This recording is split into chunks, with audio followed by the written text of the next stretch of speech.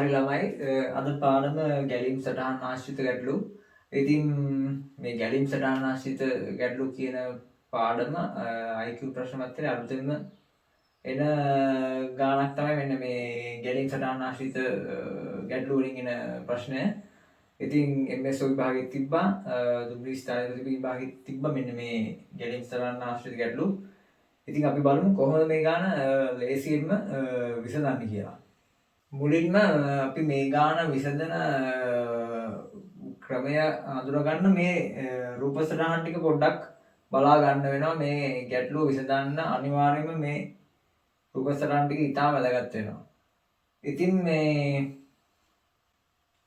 මෙන්න මේ ආකාරයේ රවුමකින් පෙන්වන්නේ ඒ ගැලීම් සටහනේ ආරම්භයයි අවසානයයි කියන එක තමයි මෙන්න මේ ආකාරයේ හැඩයකින් පෙන්වන්නේ ගැලීම් සටහනේ ආරම්භය සහ අවසානය. ඒ වගේම මේ ඍජු කෝණාශ්‍රය වගේ කොටුවෙන් පෙන්වන්නේ උපදේශක. ඒ කියන්නේ මොකක් හරි ක්‍රියාකාරකමක් කරන්න උපදේශ වගේ එකක් තමයි මේකෙන් මේ කොටුවෙන් ලබා දෙන්නේ. ඒ වගේම මෙන්න මේ සංකේතයෙන් ලබා දෙන්නේ අනිවාර්යයෙන්ම මේ සංකේතය තිබ්බොත් එතනට අනිවාර්යයෙන්ම එන්නේ ප්‍රශ්නාර්ථයක්.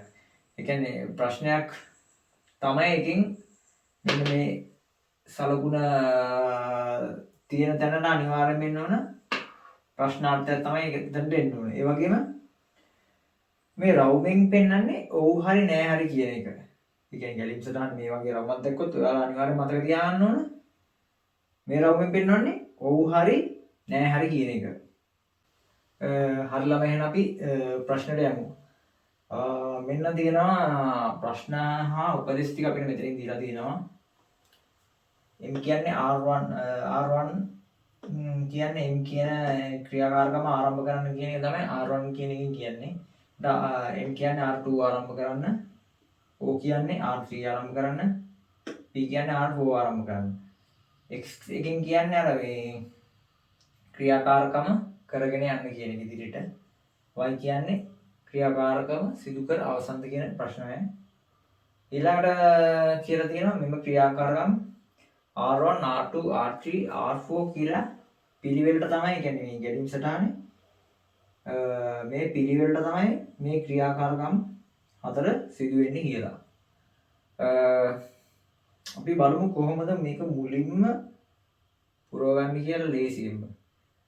ඉතින් මම ඔයාලට අර ඉස්සෙල්ලා කියලා දුන්නා නේද මෙන්න මේ සංකේත පිළිබඳව.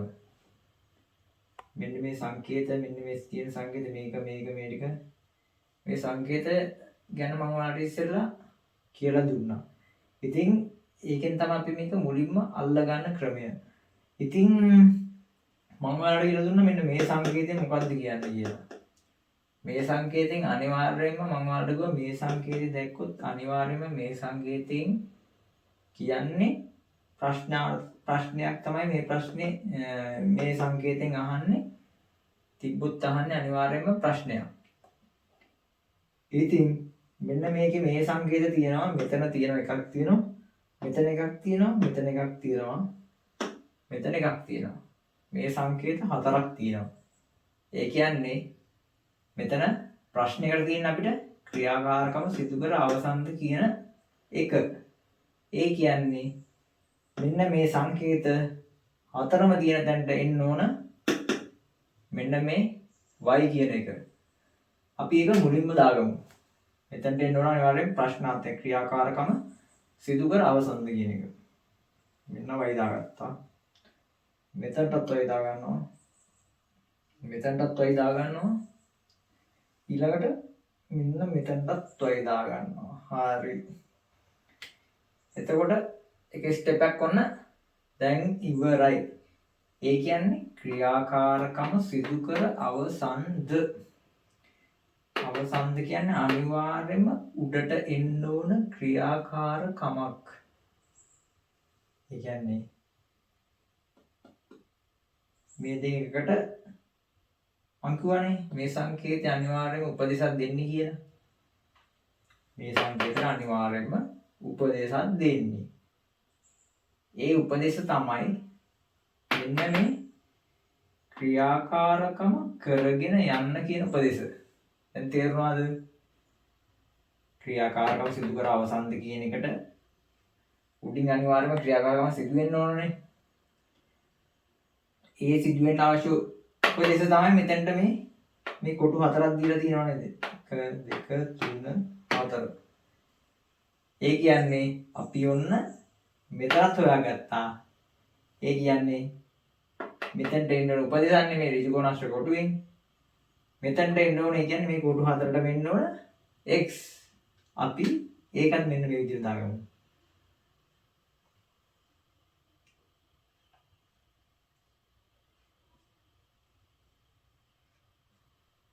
x ඔන්න ඔය ආකාරයට අපි ටික ටික මෙන්න මේක ගානට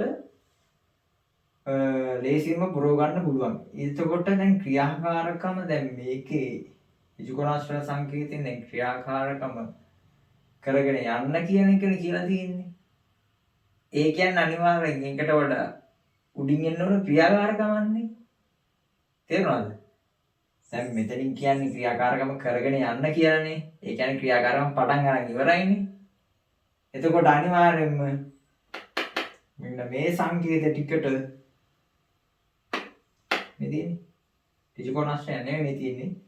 මේ සංකේත හතරට අනිවාර්යයෙන් වෙන්න ඕන ක්‍රියාකාරකම් ටික. තේරෙනවද? එතකොට දැන් මේ මෙතන කියලා තියෙනවනේ. මෙම ක්‍රියාකාරකම් R1 R2 R3 R4 පිළිවෙලට ක්‍රියාත්මක වෙනවා කියලා. හරි. දැන් වැඩි අල්ලගත්තා. ලේසි. ඒ කියන්නේ පිළිවෙලට ක්‍රියාත්මක කරනවා කියන්නේ MNOP මෙන්න මේ සංකේත අතර පිළිවෙලට තමයි ක්‍රියාත්මක වෙන්නේ. ඒ කියන්නේ මුලින් වෙන්න ඕන මෙතනට M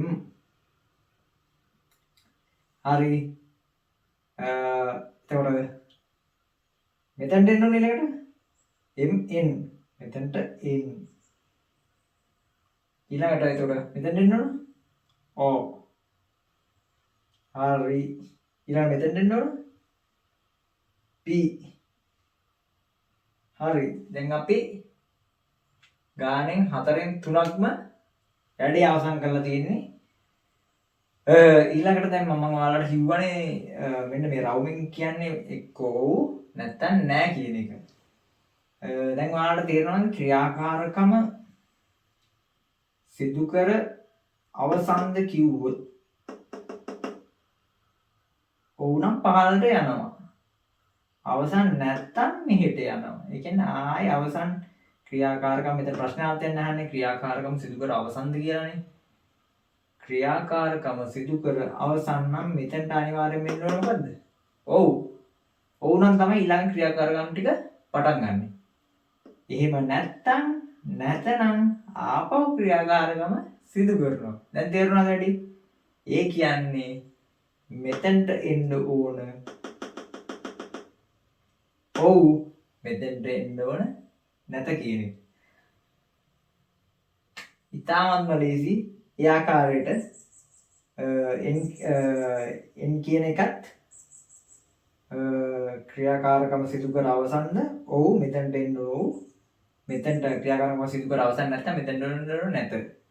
ඒ වගේම ඔව් කියන එකත් ක්‍රියාකාරකම සිදු කර අවසන් නම් මෙතනට එන්න ඕන. ඔව් මෙතනට එන්න ඕන නැත. ඒ වගේම තමයි P කියන ක්‍රියාකාරකම සිදු කර අවසන්ද කියන ප්‍රශ්නාර්ථය අවසන් නම් මෙතනට එන්න ඕන. ඔව් අවසන් නැත්නම් මෙතනට ඕන නැත. මෙන්න මේ විදිහට ඉතාමත්ම ලේසියට මේ ගාන හදන්න පුළුවන්. අපි ඒක මේ සංකේතයකට මේක දාගමු. එතකොට මෙතනට එන ක්‍රියාකාරකම සිදු කර අවසන්ද කියන ප්‍රශ්නේනේ. එතකොට ඔව්. දැන් අපි ඔව් කියලා දාගමු. ඔව්. මෙතනට ක්‍රියාකාරකම අවසන් නැත්නම් නැත කියලා දානවා. නැත්නම් ආපහු ක්‍රියාකාරකම් කරගෙන මෙතනට එනවා. ඊට පස්සේ මෙතනට ක්‍රියාකාරකම සිදු කර අවසන්ද? ඔව් අවසන්. අවසන් නැත්නම් ආයෙ මෙතනට එනවා. මෙතනට එන්න ඕනේ එතකොට මොකද? නැත්ත. මෙතනටත් ඒ වගේමයි. මෙතනට ඔව්. මෙතනට නැත. මෙතනටත් ඒ විදිහටමයි. මෙතනට එන්න ඕන ඔව්. මෙතනට එන්න ඕන නැත.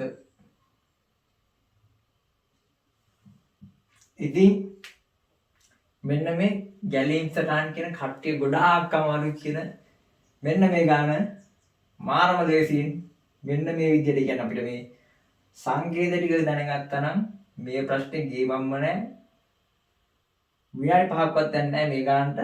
ප්‍රශ්නේ ලොකුයි වගේ පින්නුනට ඇත්තට මේකේ හදන්න දෙයක් නැහැ. මේ සංකේත ටික දැනගත්තා නම් මේ ටික ටටටක් ගාලා දාගෙන යන්න තියෙන්නේ. ඉතින් ඔයාලට තේරුණා නම් වැඩි හොඳයි නම් ලයික් කරන්න, ඒ වගේම කමෙන්ට් කරන්න, අපේ channel එක subscribe කරන්න කියලා ඉල්ලනවා. මේ වගේ ඒ කියන්නේ IQ paper වලට එන අලුත්ම ගණන් තමයි අපි කරන්නේ. ඉතින් ඊළඟටත් අපි අලුත්ම ගානකින් IQ paper වල අලුත්ම ගානකින් ඔයාලට ගෙනත් දෙන්න. එතකන් ඔයාලට සුබ දවසක් වේවා.